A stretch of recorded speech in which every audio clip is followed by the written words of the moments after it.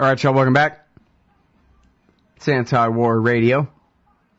I'm Scott Horton, and our next guest is the great Gareth Porter, independent historian and journalist. Writes for Interpress Service, that's ipsnews.net. And, of course, we keep it all at original.antiwar.com/Porter. You can also find him at Al Jazeera and other places from time to time. Truth Out. Welcome back to the show. How are you doing, Gareth? Hi, Scott. I'm fine, thanks. How are you? I'm doing good. Appreciate you joining us today. The piece at antiwar.com today is called, it's up there in the top news headlines, US-Afghan Pact won't end war or night raids. This is the new pact that Barack Obama, they call it a surprise, but they mean he had to sneak into Afghanistan in the middle of the night or else he would have been killed. But anyway, so he snuck into Afghanistan in the middle of the night and signed this agreement with Hamid Karzai, the Afghan president, I guess as they call him anyway, enduring strategic partnership. That sounds great, and it means the war will be over in 2014 just like he promised us back in 2009, right? Well, of course, he didn't exactly promise that in 2009 or 2010 or 2011 either. But look, basically Barack Obama has a big problem here. He's in a tight presidential election race, just about to begin. He's got an unpopular war, which in the past has been shall we say, a problem for sitting presidents, as we all know. And so that's one side of the problem. On the other side, he has committed himself to this war and committed himself to the interests of the national security state, the Pentagon and the military services primarily, but the CIA as well, and that is to say the CIA's operations wing, which is really the controlling part of that agency. And he's really compromised himself very deeply by his acceptance of their policy advice and his willingness to serve their interests. And so he's constantly, shuffling and trying to find ways to serve both his own political interests in being reelected and continuing to serve the interests of the national security state. And the way he's done that in this particular set of circumstances, of course, is to not just sign this agreement, but to really build up the notion by assiduously courting the press, or I should say manipulating the press, and giving a primetime address from Kabul, Afghanistan, on this pact. He's basically presenting this as winding down the war and turning it over to the Afghans. So that's, of course, the Vietnamization. Pardon? Vietnamization, right? That's what Nixon called it. In this case, of course, it's Afghanization, and indeed, the fascinating thing now is that the memorandum of understanding between the U.S. military and the Afghan Ministry of Defense is actually called the MOU on the Afghanization of what they call special operations. They don't use the term night raid. So, yeah, this is very, very explicitly being followed as a strategy for winning public opinion, or perhaps more accurately, calming public opinion with regard to the war in Afghanistan. He's not going to persuade people to support the war, and so he's trying to persuade people that, well, we're getting out, don't worry about it. Right. Now, here's the thing, though. They sort of said from 2004 on in Iraq that this is what they were doing. And I don't know. I'd have to go back, I guess, and I won't.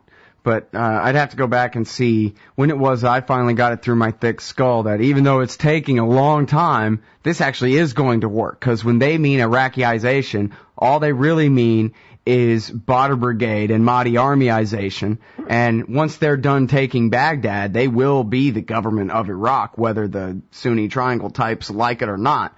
And that, okay, that'll take a while, and it did take a while for that to get completely accomplished.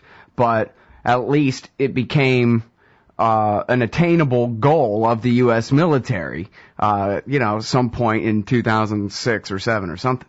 Something became an attainable goal, but it's not exactly what both Bush administration had in mind, and this is the point at which to recall the fact that what President Bush and his entourage and the neoconservatives had in mind was that they would, in fact, keep, of course, the Shia government in power, but they would push for, sharing of power with the Sunnis and try to calm things down. But more importantly, what they really wanted out of the deal was several tens of thousands of U.S. conventional forces to be remaining in their big bases in Iraq. And that was the controlling purpose of that war. It was to give the United States bases from which to project power in the Middle East.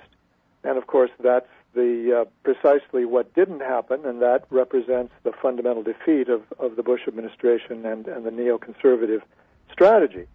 And then to come back to Afghanistan and Obama's situation, first of all, there's no way that he can hope to do what the Bush administration did in fact do, which was to put in power a government representing the Shia majority that had a reasonable shot at maintaining power once the Shias basically defeated the Sunni, basically Al-Qaeda and the Sunni, what was left of the Sunni resistance, and then there was a good deal left of it, in 2006, 2007. The problem in Afghanistan is that you don't have any force there that is going to be willing to play ball with the United States at all. The Taliban are going to be remaining the strongest political military force in the country. They're not going to play ball with the United States, and they're going to insist that U.S. troops be completely withdrawn from the country. And so in other words, in Iraq, if you were to try to take the metaphor from Afghanistan over to Iraq, in Iraq we were fighting for the Taliban that was going to win all along anyway, and here we're fighting against them.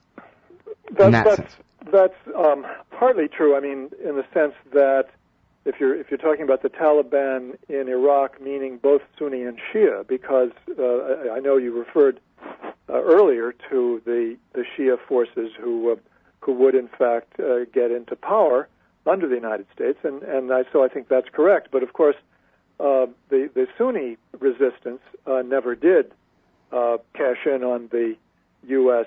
military's presence. In fact, they were the ones who were the losers in the proposition. Right. So, I mean, the Taliban, I would say, represent in this case something of a combination of the two, rather than obviously just the Shia. They do represent something close to a majority, but not quite a majority of the population, in the sense that their natural constituency is the ethnic Pashtun population of Afghanistan, and so it gets a little bit complicated to make that parallel. Yeah, well, but I mean, at the time that America invaded in 2001, the people that are the government now were just about licked, right? They were the Northern Alliance, and the Taliban, it was, they were on defeat's door. That's right, exactly. The Northern Alliance was not really able to make much of a gain without the intervention directly of the United States, and then the Taliban regime quickly collapsed because they had not been prepared really for that U.S. onslaught. And they had not prepared really a guerrilla resistance at all. And that took them a few years to really make the transition to that. Well, I'm sorry, this is too big of a question with the music playing, but when we get back, I want to ask you about whether anybody in D.C. really thinks that they're going to win this thing or succeed in building up an army that's going to stay the army of the government that we want in that country for the long term, or if this is all just a Raytheon plot to sell some drones, or what the hell. We'll be right back. Gareth Porter on Anti-War Radio. All right, y'all, welcome back to the show. It's Anti-War Radio. I'm Scott Horton. I'm talking with Gareth Porter. And interesting conversation. I'm probably not holding up my end of it very well, but it's kind of a interesting sort of conundrum where Nouri al-Maliki, the puppet we put in power in Iraq, in order for him to stay the prime minister of Iraq, all the political pressure was on him that he had to get rid of us, or he was going to be gotten rid of. In the case of Afghanistan, Karzai, the president, he needs us. He needs us bad. He can't kick us out. But apparently we can't build him up an army that can even do, I don't know what percentage of the fighting to keep him in power versus the Taliban, which is much more powerful in the country, it seems like. I think the problem for the United States government, the national security state, and Obama on one hand and Karzai on the other, is that that government has absolutely zero legitimacy in the country. I mean, he's a Pashtun who doesn't really have the support of the Northern Alliance types. They still suspect him of being covertly kind of aligned too much with the Taliban. And, of course, the Taliban totally reject him for obvious reasons, that he's basically allowed himself to be used by the United States to hold influence and to use Afghanistan as another jumping-off point for the U.S. military in the region. So basically... and the army they're training up is a giant joke, right? It's a laughing stock of all armies everywhere on the planet? Well, I think that it's, I would say, less a laughing stock than it is an army that really doesn't have a very clear-cut notion of what it's doing. Basically, what's happened with that army, as I think you know, but very few people in this country know, is that it was supposed to be ethnically balanced so that Pashtuns would represent roughly 40% to 45% of the troops in the ANA, and the non-Pashtun population would represent the rest. That is to say that they would represent 65% of the troops in the ANA. But what has been happening since 2007, is that the ANA couldn't do any real recruiting in the Pashtun South, and therefore its sources of Pashtun recruits has dried up. And we don't know exactly what the percentage is, but it's certainly below 25%, continued to go down as each progressive year has gone by. And so now it's really not just an army that's supporting the foreigners, but it's also an army that in the South that represents the non-Pashtun population, or in some cases Pashtuns who come from the North, who aren't really the same as the Pashtuns in the South. So again, there's a layering of illegitimacy here on the part of the Army, and I think they really are not very clear on what they're doing, and as you know, the incidents of what they call green on blue killings have not only multiplied, but it's becoming a very, very serious threat to U.S. troops there. That is the killing and wounding by Afghan troops and police of NATO and U.S. troops in Afghanistan. And that means that they share many of the same sources of dislike and hatred of the foreign presence as the rest of the population. And now, how many people are there in the Afghan Army? The Afghan Army at this point is roughly 100. Official. This is the official count. This doesn't mean that there are really that many troops out there actually in the field. It's about 190-some thousand troops, 195,000, I believe.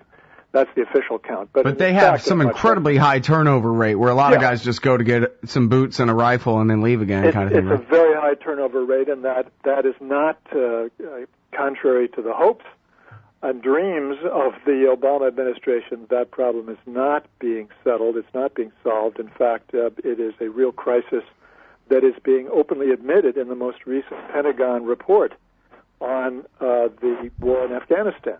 It's quite interesting that for once they're not trying to hide this. They're admitting that the turnover, the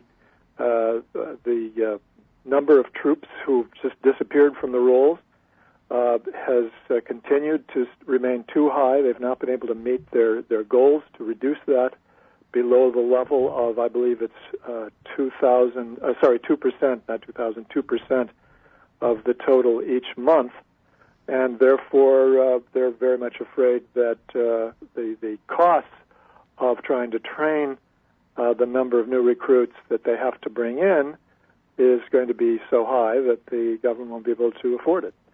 And that, again, is being openly admitted by the Pentagon. But before I forget it, Scott, I just want to make sure that we cover the point that I should have added to my opening statement, and that is that the mechanism that the Obama administration has used, specifically the U.S. military, has used to basically cover up the fact that this memorandum of understanding between the U.S. military and the Afghan Ministry of Defense to allow night raids to U.S. Special Forces night raids to continue is that they slipped into this agreement a paragraph which defines the scope of the agreement, that defines what are special operations, quote unquote, and defines it as those operations that are basically brought to the attention of this Afghan entity that's going to be making decisions by the United States. In other words, only those raids that we decide to turn over to them are going to be covered by this agreement. I wonder why they even put that in there at all. Why not just violate the agreement and who cares? But well, because, we're a litigious country. We believe that you hire lawyers in order to protect your interests, and that's always what they do. They cover themselves legally. As best they can, let's put it that way. Yeah. Well, and come on. Hamid Karzai for years and years has pretended to be outraged every time, not every time, but many times when civilians are killed, and who knows, maybe he means it a little bit, but he certainly doesn't mean, or else he's really going to join the Taliban now or turn against us. Or he's certainly not going to join the Taliban, and he knows absolutely that there's nothing he can do about it. So his name is Quisling. What can he do except be a Quisling? He's just, right. No, he's not a president of anything. He's in a situation where he can't really do anything but posture, and I'm sure he's sincerely upset with the United States. But all right, but wait a minute. What's the mission, though? If the mission build up a government under Karzai that lasts and is stable in a Western nation state there, or what is the mission? I think it depends on who you talk to. The military would like to do two things. One, give a good account of themselves. That's 90% of it. And then 10% of it is to actually accomplish, the mission that they set out to accomplish, which is to stabilize the situation in Afghanistan. But if they can't do that, then they'll settle for a result that they can pass off to the American people through the magic of manipulation of the news media and the usual methods of manipulation that we are all familiar with by now, to convince the American public that we really won, and that if it hadn't been for the news media or President Obama, that they would in fact be able to claim a genuine victory over the Taliban. I think that's probably the thinking of the people, from Jack Keane, the guy who gave us Petraeus and who basically was ready to blame the loss of Iraq on Obama, to the current heads of the military services and the commanders in Afghanistan. I think that's what their thinking is. And as for Obama, I think that he just hopes to escape without having this cost him too many votes in the next presidential election, and I think he hopes to do that by emphasizing constantly that we are fighting Al-Qaeda, that we have defeated Al-Qaeda. Don't worry about these Taliban people. We're not even going to talk about them. Just move on. And he's going to withdraw more troops, and he's going to make it sound like that this is the end of U.S. combat, just like he did in Iraq. He's going to hope that nobody understands that once the deadline for the end of U.S. combat in Iraq passed, which was August 1st, 2010, there were still another 58 U.S. troops who were killed in combat. And so the fighting didn't end. It was simply a lower level of fighting. And we're going to have the same thing in Afghanistan as well, that you may have fewer Americans dying because there are fewer Americans there. On the other hand, the war is not going to end. It's going to continue right through 2014, and he fully expects to have special forces troops remaining in the country, thousands of them. We don't know how many he has in mind, or the military has in mind at this point. Hasn't been decided yet, I'm sure. But they do plan to continue these night raids indefinitely. And don't ask me to explain how the military and Obama and his advisors believe that somehow can be reconciled with their oath under the Constitution to protect the safety of this country. Because well, come on, none of that ever had anything to do with it. Well, I agree, and I just wonder how they sleep at night. That's all. Well, more immediately on that question, it seems like this is what conservatives talk about. They like to bring up Lyndon Johnson and talk about, liberal Democratic presidents putting our guys out there in the field but tying one hand behind their back and not letting them do their job. Here they want to pull all the masses of troops out but leave special forces there forever. Well, what happens during the fall of Saigon moment? Other than those guys get blasted, and this is what Reagan did in Beirut too, right? Put the Marines there and then didn't let them have armed guards at their own damn barracks. Even apart from the Saigon moment, which I think is going to happen. I don't think it's going to look like Saigon. It's not going to be tanks rolling into Kabul. You're not going to have anything that visually resembles that. But there is going to be a moment of truth. But even short of that, even apart from that, I mean, the problem that I'm talking about here, of course, is that what the United States military and the national security state are doing day in and day out as they carry out these raids in people's homes, knocking down people's doors, taking away men in the front of their women and their children, is building up over a period of years, year after year, the enduring hatred of the Afghan people. Certainly the Pashtun people, who are the people who inhabit these regions where it's being carried out, for the United States and, for the NATO allies, for that matter. So, I mean, some of these people are undoubtedly going to be tempted to join some radical Islamist group that is is still following a jihadist course. I have no doubt that there's still going to be people like that. They may, leave Afghanistan to go somewhere else to work against the United States, but this is the way it works. I mean, this is how the law of karma works in the real world. And so, I mean, this is why I'm saying I don't know how they can sleep at night, because they have to know that they're exposing Americans in the future generations, if you will, of Americans, to the consequences of this enduring hatred that they're provoking. Yeah. Well, I mean, yeah, that's certainly the truth. They've been doing that, playing this same thing, doubling down on blowback ever since September 11th as best they can.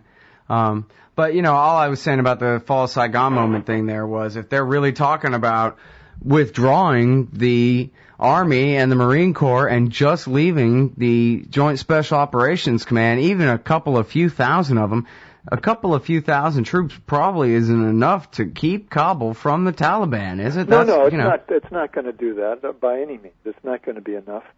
There's no question in my mind about that.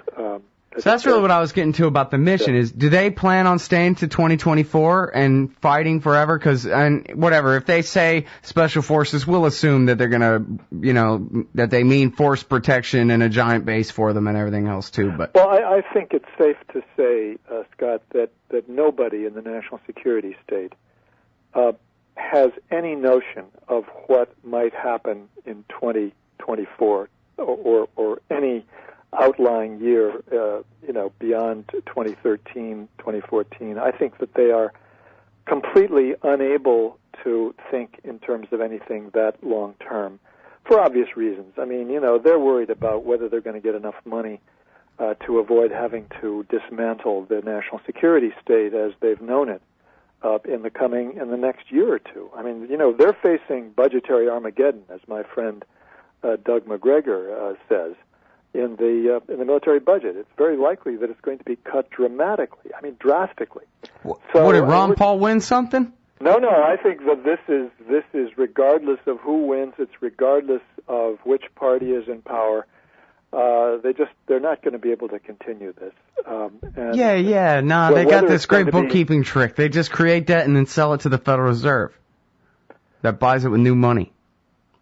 I don't think even that's going to work anymore. I mean, and I agree. I mean, I admit that I'm relying heavily on my friend Doug McGregor's judgment about this, but he is talking to people in the major defense industry companies, and that is the very strong impression that he gets from the industry. That is that they believe that this is going to happen. So my point is that, I mean, we're talking about a group of decision makers who are, by their very political and bureaucratic nature, tied to very short-term thinking. They're worried about what they're going to be able to scrape up in the next 12 months. They don't have any vision of the future that has any power to govern decisions about Afghanistan. I can guarantee you that. Yeah, well, you know how the Pentagon is, though. They always, rewrite the language and shorten everything to acronyms. But they also, and so in this case, 2024 just means, they're stamping their feet and saying, no, we're not going. Yes, that's exactly right. That's exactly right. I mean, they do have these 10-year projections of various things in the Pentagon, but they're all simply used to achieve a short-term goal, which is to get more of the budget. I mean, that's the fundamental reality. Yeah. Well, and then, all right, anyway, we can sit here and belabor the point about Afghanistan forever. Let me ask you one more thing real quick before I let you go here, Gareth. And this has come up numerous times, and I know it's besides the point, but people get in arguments and they need footnotes. And you're the walking footnote. So the question is, hypothetically, if Iran were so provoked by Israel and the United States, by, say, a carpet bombing campaign that lasted a few weeks or whatever, that they decided that they would withdraw from the Non-Proliferation Treaty and take their breakout capability and turn it into an actual atom bomb or two, how long would that take? Because, of course, everybody says once your uranium-235 is enriched up to 20% pure, why, at that point, it's all downhill and real easy to get it up to above 90% purity for weapons grade. And so then it's sort of like ... and fill in the blank yourself that makes it sound like it's a matter of turning on the light switch or something, and all of a sudden within, I don't know, a weekend or a few weeks or something, the Iranians could go from what they have now, which is wink, wink legal, to all of a sudden an atom bomb, breaking out from the NPT. Yeah, I mean, my answer to that is, of course, I don't know, but that I distrust the methodology that is supposedly used to come to those estimates of whether it's a few weeks, a few months, a year, or whatever. I just don't trust that at all. I don't trust the people that are using it. I don't think that they are motivated by truth. I think they're motivated by the necessity to come up with a line that is useful, to support the policy that the United States and Israel have had. So my answer is that I don't know, and I think it's relatively irrelevant. We don't know, for example. Nobody really knows how far along the Iranians are in terms of designing a bomb. I mean, the assumption is that they know how to do it, but nobody really knows. And furthermore, I mean, there's a whole series of steps. They'd have to put a bomb on a missile for it to have any significance, to be able to deter anybody. And my conversation with Uzi Rubin, the father of the Israeli anti-missile program, missile defense program, was very revealing in this regard, because he said, look, he happens to think the Iranians probably will get a bomb someday, but the point that he makes to me is that they have a conventional deterrent strategy with their ballistic missile program. They've designed their major ballistic missiles to reach Israel for conventional weapons, and their deterrent strategy is fully based on non-nuclear payloads. So, I mean, that's to me the real point here that needs to be emphasized. Mm-hmm. All right. Well, that's all very relevant, but I guess I'll see if Doc Prather knows. All right. Because, people get bogged down in the minutia sometimes, and, the more complete an argument, the better, And even the way I put it is, it seems like, war hawk types like David Albright, if he says it would take at least months and months and months, and their centrifuges are kind of junky, and their knowledge about how to do all of this right is absolutely necessarily incomplete, and it would take them a while, probably half a year or worse, kind of thing. Well, look, that's meaningful, right? That's why I say the key judgment that I have is that I don't trust people like David Albright, and for reasons which you know quite well. Yeah, well, all the things he gets wrong, I understand that. Yeah, exactly. So, I mean, I don't have the technical knowledge myself. I don't know who does have the technical knowledge and the strict approach to trying to get at the truth that would be necessary to make that judgment. But I think that it needs to be put in a much larger perspective. And that's what probably the most important point of all of that is in the hypothetical itself, that they would have to withdraw from the treaty and tell the whole world, oh yeah, screw you guys, I'm going home and I'm making nuclear bombs. Because there's no way for them to do it as is, never mind all these additional protocols they say they're about to agree to, et cetera. Let me just say, Scott, that I think the real headline in the current situation is that the whole Israeli threat to attack Iran is really collapsing. The notion of the existential threat to Israel is no longer credible. That nobody really believes that the Israeli government genuinely believes that is a threat. That most of the people in the national security apparatus of Israel who have any significant authority there have come out and said that they're opposed to this. It looks to me like Netanyahu was bluffing all along, as I've said on your program, and I think that what we've been looking at for the last 5 months now, since last November, is really a bluff by Netanyahu that the Obama administration decided to make into a way of putting diplomatic pressure on Iran. So you've had a good cop, bad cop routine going on now for the last 5 to 6 months. And I think that it's clear that is not going to work, that the Iranians are not impressed, that they're not going to be influenced by the threat of an attack. That's just simply, it's a non-starter. It's not a significant factor. Yeah, you know what? There's been a few trial balloons like that where, the Iranians, they're starting to feel the pressure. They're going to bend to it. That is clearly not how this is going to work, if it's going to work at all. It's going to be that the Americans are finally honest for a change and cut the Iranians a break and simply say, look, accept the additional protocol with a few bells and whistles and we'll lift some sanctions and stop threatening to kill you.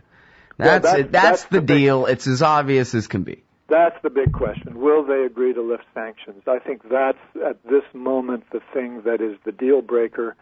The biggest potential deal breaker is the refusal of the United States to go along with significant lifting of sanctions from Iran. That's the dangerous point in this situation.